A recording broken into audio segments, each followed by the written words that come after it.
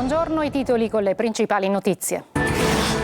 A Catania, dopo 18 ore di processione, alle 11:30 di questa mattina si è concluso il giro interno, il saluto di Sant'Agata prima di rientrare in cattedrale. Boom di ascolti per le nostre dirette in TV e in streaming. Adesso si lavora per ripulire le strade da tonnellate di cenere, chiusi un tratto di via Etnea, via Caronda a Catania. Ad Alcamo rimosso il sacerdote Sebastiano Adamo. La decisione del vescovo di Trapani è arrivata dopo una serie di segnalazioni di comportamenti gravi ma ancora oscuri del prelato. Caltanissetta, gli studenti alla scoperta delle miniere hanno trovato discariche a cielo aperto, così hanno deciso di scrivere al presidente della regione Schifani per denunciare. A volte mi sento un marziano, duro attacco del governatore Schifani sulla burocrazia regionale troppo lenta. Sarà un festival di Sanremo pieno di siciliani, da Marcella Bella in gara alla serata delle cover fino a Miriam Leone e tanti altri. Il Catania, la seconda trasferta consecutiva, trova un'altra protagonista del girone, il Monopoli. I pugliesi sono in testa alla classifica e i rossazzurri arrivano al match con varie assenze. Eccoci, buongiorno. Dunque si sono conclusi i giorni di Agata tra il suo popolo dopo 18 ore di processione per il giro interno del 5 di febbraio alle 11:30 di questa mattina. Sant'Agata saluta i suoi devoti per rientrare in cattedrale. Edizione 2025 ordinata in piena sicurezza. Boom di ascolti per le nostre dirette TV e anche in streaming. Ci dice tutto Eva Spampinato. Agata guarda la città, guarda l'Etna. Sono le 11:30 del 6 febbraio quando Sant'Agata è già posizionata sul suo tronetto davanti l'ingresso della cattedrale di Catania e si gira per l'ultimo saluto ai suoi cittadini. Poi si è rivolta verso l'interno della cattedrale e poi adesso di nuovo, quasi proprio per l'ultimo saluto, l'ultimo arrivederci, di nuovo verso Piazza Duomo e adesso in cattedrale, a casa possiamo dire. La Santa Patrona viene sollevata dall'abbraccio del suo popolo bianco. Pochi minuti dopo quelle braccia diventano le sue gambe e ondeggiando Agata rientra in cattedrale tra lo sventolio festante dei fazzoletti bianchi, i telefonini puntati, gli occhi gonfi di lacrime e il cuore colmo di gioia e tristezza perché passerà un anno prima di rivederla di nuovo in giro per la sua città. All'altare dove sosserà nei prossimi momenti. Tutti coi fazzoletti in aria. La giornata del giro interno era incominciata 18 ore prima. Sono le 17:15 quando Sant'Agata si affaccia su Piazza Duomo, salutata da un tripudio di applausi e fuochi d'artificio. La processione procede lenta e composta per tutta la notte. L'edizione del 2025 si caratterizza per l'ordine e la sicurezza, nonostante l'immancabile pienone di devoti cittadini, pellegrini e turisti. Alle 6:30 i fuochi del borgo. Alle 9:40 è il momento della salita di San Giuliano, intrapresa al passo. 9:40, però il centro è rimasto pieno e infatti è assolutamente a passo. Sono le 10:18 quando le monache di clausura intonano il loro canto in via Crociferi e poi spediti verso Piazza Duomo. La maratona TV di Antenna Sicilia e Telecolor ha raggiunto il mondo intero grazie allo streaming sulla Sicilia Web, guardato da un impressionante numero di spettatori da tutta Italia, Germania, Malta e Regno Unito nella top 10 degli accessi, ma anche da paesi come Brasile, Indonesia, Thailandia, Mauritius, Kenya. Devoti tutti e in tutte le lingue del mondo. Adesso a Catania si lavora per ripulire le strade da tonnellate di cenere, di cera, chiusi in un tratto di via Etnea e via Caronda. Tonino De Mana. Il rientro a casa di Agata, poco prima di mezzogiorno, sancisce la fine della festa, quindi tempo di bilanci e soprattutto del ritorno alla normalità. Passata la Santa, già dalle prime ore del mattino la Gema, società aggiudicataria della polizia nell'800, è all'opera per rimuovere tonnellate di cera riversate sulla sede stradale. L'obiettivo è ripristinare la viabilità entro 48 ore, quando sarà il grip test che sarà effettuato con un mezzo dei vigili urbani a dare il via libera alla riapertura di via Caronda e di un tratto di via Etnea. Un meccanismo mai collaudato che perfezioniamo di anno in anno. Non appena la Santa è partita da piazza Cavour, dal borgo, siamo subito intervenuti, abbiamo iniziato la rimozione della segatura con i vari bobcat accompagnati dalle spazzatrici immediatamente. Quanto tempo servirà per ripristinare il tutto? Allora, per quanto riguarda la rimozione della segatura, sicuramente entro oggi il grosso della segatura viene rimosso. Sono già all'opera i cannellisti in questo momento, i cannellisti e le idropulitrici che lavoreranno H24 non stop fondamentalmente per cercare di consegnare entro 2 giorni. Nel percorso di Agata si segnala la caduta di una lastra di metallo da un balcone di via Umberto che ha ferito in modo non grave una donna, a testimonianza dei potenziali pericoli dall'alto che noi stessi avevamo denunciato alla vigilia della festa. Dal basso invece prendiamo atto che ancora una volta siamo stati ascoltati. La cabina telefonica che vedete era adagiata sul marciapiede di via Libertà da oltre 3 settimane con tanto di sopralluogo dei vigili urbani. Dopo il nostro servizio e in vista del passaggio della Santa è stata finalmente rimossa e qualcuno grida già al miracolo.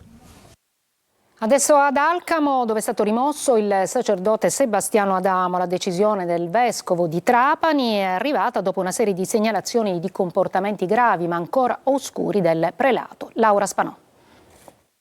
La comunità della parrocchia di San Giuseppe di Alcamo, dopo mesi di silenzio, ha tirato un sospiro di sollievo alla notizia diramata dal vescovo di Trapani, Pietro Maria Fragnelli, che in via cautelativa ha notificato un provvedimento disciplinare canonico all'ex parroco Sebastiano Adamo, 44 anni, già rimosso dal suo incarico nei primi mesi del 2024. Il provvedimento, da quanto si apprende, è arrivato a seguito di segnalazioni di una certa gravità sul comportamento del prete, giunte sul tavolo del vescovo, il quale aveva già provveduto a sostituirlo pro tempore con Don Franco Finazzo. La disposizione restrittiva nei confronti del sacerdote di Calatafimi è stata presa a seguito di una indagine canonica avviata dal vescovo attraverso un suo delegato esterno alla diocesi. Ad Alcamo tutti sapevano del prete e si erano accorti anche che da qualche tempo di lui non vi era più traccia né in parrocchia né fuori. Molti però sapevano cosa era veramente accaduto. Così, per placare le voci, è intervenuto lo stesso vescovo, il quale ha informato la comunità sulla sua decisione di sospendere Don Sebastiano. I motivi sono ancora oscuri e delicati. Don Sebastiano Adamo è stato ordinato prete nel 2006. Era stato prima a Castellammare del Golfo, poi a Trapani con una breve esperienza nella chiesa del Santissimo Salvatore. Anche qua fu rimosso, era il 2016. In quel caso però la vicenda ebbe anche strascichi giudiziari. Poi nel 2023 era tornata a dire messa nella parrocchia di San Giuseppe ad Alcamo. Ora la parola passa al Vaticano. Gli studenti del liceo Volta di Caltanissetta, alla scoperta delle miniere del cimitero dei Carusi, hanno trovato enormi discariche a cielo aperto, così hanno deciso di scrivere al presidente della regione Schifani. Rita Cinaldi. Un'enorme discarica a cielo aperto è stata trovata da studenti e docenti del secondo anno dell'indirizzo tecnico trasporti aeronautico del liceo Volta di Caltanissetta, mentre si trovavano per un progetto scolastico insieme ai loro docenti in un'area del demanio pubblico nelle vicinanze della miniera Gessolungo. Così hanno deciso di scrivere al presidente della regione Renato Schifani e ad altre istituzioni nella speranza che l'area venga non solo bonificata ma anche rivalorizzata. Lo scopo della visita scolastica era quello di conoscere l'ex villaggio dei minatori di Santa Barbara, le miniere tra Bonella e Gessolungo, il cimitero dei Carusi, le Maccalube di Terrapelata e l'area di Monte Sabucina, ma alla fine, con loro grande delusione, gli studenti hanno trovato enormi cumuli di rifiuti. Abbiamo trovato un totale stato di degrado, di abbandono, di incuria da parte di chi ovviamente ne aveva la responsabilità. Al termine della loro lunga lettera a Schifani, studenti e docenti hanno chiesto un impegno ufficiale inderogabile affinché coloro che sono responsabili di queste aree se ne prendano cura. Nelle scuole siciliane ci sono 11.000 sentinelle contro il bullismo, il progetto che punta a contrastare quella che è ormai un'emergenza sociale. Marco Gullà. Lotta al bullismo e cyberbullismo. Dalla Sicilia parte un progetto che coinvolge oltre 11.000 studenti di 276 istituti superiori che sono stati formati all'ascolto dei loro coetanei per prevenire e contrastare episodi di bullismo. Saranno sentinelle contro la violenza e a servizio degli adolescenti. Il progetto sperimentale, chiamato Uno Nessuno 100 Giga, elaborato e coordinato dall'Ufficio Scolastico Regionale per la Sicilia e finanziato con quasi 2,5 milioni di euro dalla Regione. È stata sicuramente un'esperienza che ci ha dato consapevolezza, perché comunque siamo contenti e consapevoli di aver fatto qualcosa di importante, di aver contribuito nella lotta contro un fenomeno che comunque persiste e contro cui dobbiamo combattere. Secondo i dati dell'Ufficio Statistico Regionale, nell'isola la percentuale di minori che ha subito atti di bullismo e di cyberbullismo si aggira intorno al 20%, 2.700 in Italia i casi raccolti di emergenza dal telefono azzurro. Formazione e soprattutto denuncia le armi contro quella che è un'emergenza sociale. A Palermo nuovo lancio di sassi su autobus dell'Amat. Alcuni giovani hanno colpito con le pietre la vettura 214 e distrutto un finestrino. Sono intervenuti i carabinieri. A volte mi sento un marziano travolto da una burocrazia regionale sciatta. Duro attacco del governatore Renato Schifani, appunto la burocrazia troppo lenta e ingessata. Manlio Viola. Niente più sconti alla burocrazia regionale a nessun livello, niente sconti ai dirigenti generali che non stanno al passo e niente sconti ai manager della sanità che non governano i loro ospedali. Il presidente della regione Renato Schifani usa l'incontro con la stampa a margine della festa di Sant'Agata per ribadire scelte da cui non si torna indietro. Ho voluto dare un segnale chiaro che chi sbaglia deve assumersi le proprie responsabilità, ha detto il presidente parlando di quanto avvenuto nella sanità. Ma il governatore adesso ha voluto allargare il discorso ai dirigenti generali della regione, 4 dei quali sembrano essere in procinto di non venire riconfermati. Registro un sistema amministrativo burocratico che rispetto al sottoscritto e agli assessori che andiamo a 300 all'ora cammina a 50 all'ora. I tempi di attuazione delle mie indicazioni a volte si perdono nella sciatteria. Schifani è molto duro con il sistema burocratico regionale. Vedo che le indicazioni poi seguono un iter molto lento, diluito nel tempo, cioè non c'è entusiasmo in parte della burocrazia. C'è una grossa parte di questo sistema che si è incrostato, per cui mi ritrovo certe volte a vivere un mondo diverso, a volte mi sento un marziano. Nelle parole di Schifani, fra le righe, si legge la conferma delle indiscrezioni di queste ore, secondo le quali 17 dirigenti nei prossimi giorni ruoteranno. Per 4 di loro non ci sarà la riconferma e arriveranno da 2 a 4 nuovi ingressi, mentre anche per chi ha fatto bene non si potrà sfuggire alla regola della permanenza massima di 5 anni nel ruolo. I finanzieri di Palermo hanno sequestrato 3.000 litri di latte bovino senza tracciabilità destinato alla trasformazione di prodotti caseari. Adesso a Catania il dramma degli sfollati di Trappeto Nord, prosegue l'attesa, ma le soluzioni abitative scarseggiano. Tonino De Mana. Un panorama spettrale con 2 palazzine sventrate e cumuli di macerie ovunque. Un'enorme voragine realizzata per risalire alle cause e soprattutto all'origine della fuga di gas. Poi il nulla. Ecco quel che resta dell'esplosione che il 21 gennaio scorso ha sconvolto Trappeto Nord. Alcune transenne ed una recinzione delimitano ancora la zona rossa, ma dove sono gli abitanti di via Fratelli Gualandi? Di sicuro non sono alla festa di Sant'Agata, hanno altro a cui pensare visto che si ritrovano senza un tetto e ancor peggio, senza certezze. Aspettano e sperano che il telefono squilli in attesa di una proposta abitativa. Le precedenti, le suore o l'abitazione abusiva di via Mameli sembrano già cadute nel vuoto. Non abbiamo ben compreso quale sarà il futuro di questi residenti, perché l'amministrazione dà tante potenziali soluzioni che però poi non si concretizzano. Sugli sfollati di Trappeto aleggia lo spettro di via Castromarino. Praticamente metà di quella palazzina è rimasta in piedi, senza abitabilità, agibilità, non possono entrare in quelle case, continuano a pagare tributi locali e anche il mutuo, e queste persone non hanno una casa. E ricordo che è vero che era un'amministrazione diversa, ma all'epoca l'attuale sindaco era assessore al ramo e ci potevano pensare un attimino prima, no? Invece non è successo nulla, hanno dato all'epoca, perché abbiamo pressato all'amministrazione, un bonus una tantum e poi alla fine si sono dimenticati di queste 8 famiglie di via Castromarino. Intanto prosegue a rilento il ripristino del gas. Una breve pausa e poi ci occuperemo dei nuovi piani della Fondazione di Agrigento, capitale della cultura. Sentiamo.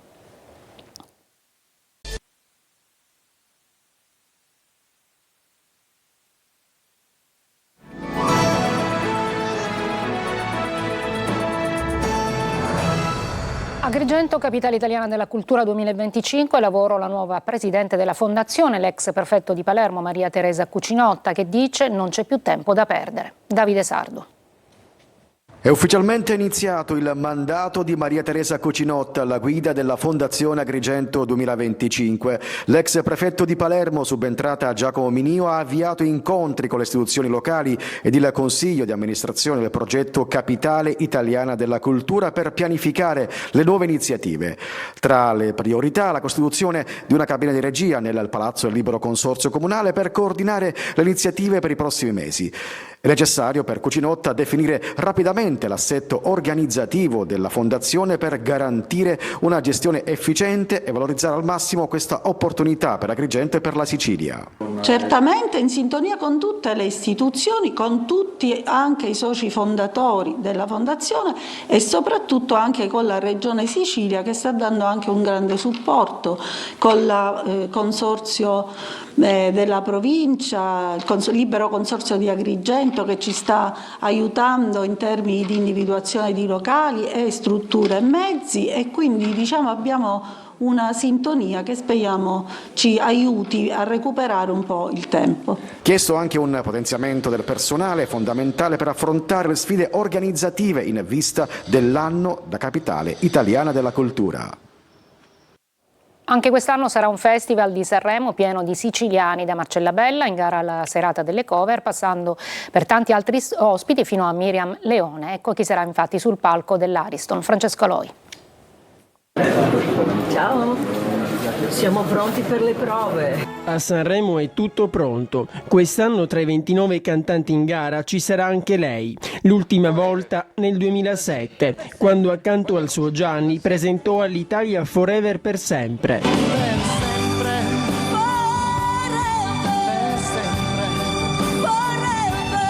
E con lei nella serata delle cover saliranno sul palco i Twin Violins, due gemelli, Mirko e Valerio, originari di Porto Empedocle. Ma nella stessa serata ci sarà spazio anche per il trio più famoso d'Italia, Il Volo, che accompagnerà la giovane Clara.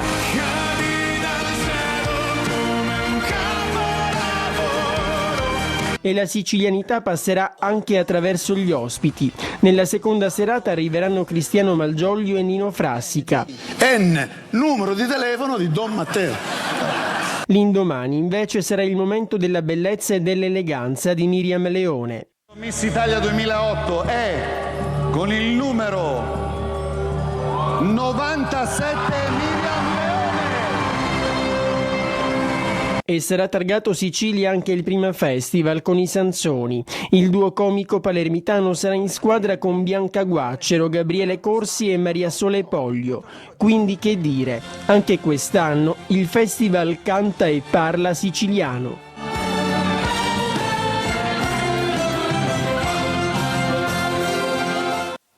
Una breve pausa, poi il calcio con il Catania alle prese con la seconda trasferta consecutiva contro il Monopoli.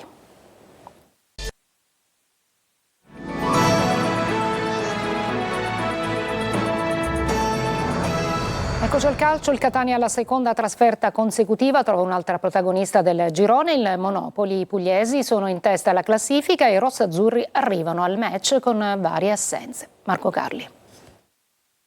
Da una capolista all'altra, prima il Cerignola che proprio grazie al successo con il Catania ha conquistato la vetta, ora il Monopoli che è in testa con la squadra di Peppe Raffaele dopo il pareggio dell'ultimo turno a Benevento che è costato la panchina da Uteri. Il calendario di certo non agevole in un momento molto difficile per il Catania fra il responso di una fine di mercato che non ha soddisfatto e una squadra che continua a fare i conti con un organico ridotto appesantito dalle assenze. Come detto ieri, Lunetta avrà difficoltà a tornare disponibile, si allena in gruppo Luperini che deve trovare però il ritmo. Si allena anche il nuovo acquisto De Paoli e torna De Rose per Monopoli, dove, oltre agli infortunati, saranno assenti anche Quaini e Frisenna squalificati. Dunque difesa con gli uomini contatti in 4 per 3 posti, Ierardi, Del Fabbro, Allegretto e Gega come alternativa. Centrocampo con Guglielmotti, De Rose, Di Tacchio, Anastasio e Jimenez, in appoggio di Inglese con Montalto o De Paoli. Monopoli Catania sarà trasmessa in diretta in chiaro su Telecolor, collegamenti a partire dalle 14 di domenica con lo Stadio Veneziani, poi dalle 15 la diretta della partita e alla fine le interviste in anteprima.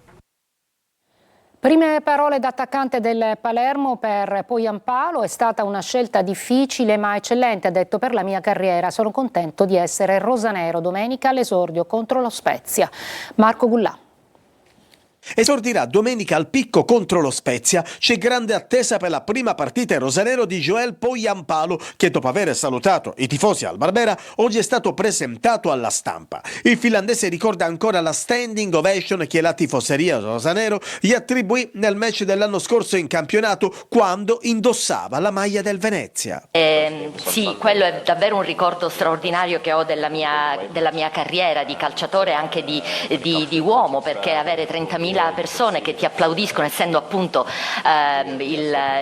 l'avversario che ha fatto dei gol, ricevere una standing ovation è stato sicuramente indimenticabile ed è incredibile pensare come vanno le cose della vita. Adesso sono qui dopo alcuni anni, le cose si sono combinate in questo modo, e dopo la partita in effetti qualcuno mi disse: ti piacerebbe giocare qui? E io avevo risposto sì, perché no, magari un giorno, ed eccomi qua. Poyampalo ha anche rivelato che il Palermo era l'unica squadra di Serie B dove avrebbe accettato di trasferirsi e ha percepito il peso e l'importanza del club anche fuori dalla Sicilia. È stata una scelta difficile ma eccellente per la mia carriera, ha aggiunto il finlandese. Domenica la Spezia coppia d'attacco con Brunori, in porta invece il titolare sarà Audero. È tutto, grazie per l'ascolto e buon pomeriggio.